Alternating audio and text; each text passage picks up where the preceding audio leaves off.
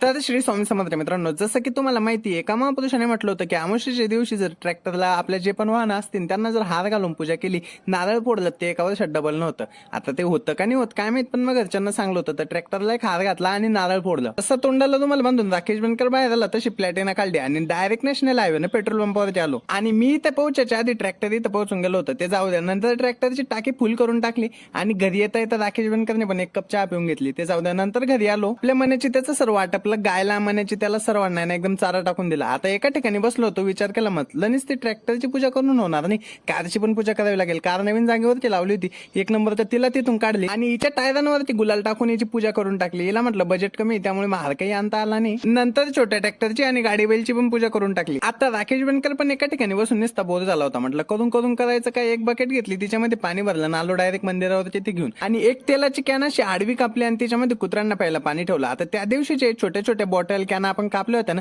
ते आपण व्यवस्थित झाडांवरती जिथं जागा भेटेल तिथं ठेवून दिल्या डायरेक्ट. उन्हातानाचे दिवस चालू आहे, तुम्ही पण सांभाळून जा, पक्ष्यांना पाणी ठेवा, कुत्र्यांना पाणी ठेवा. चला भेटतो पुढच्या ब्लॉक मध्ये, तोपर्यंत जय महाराष्ट्र.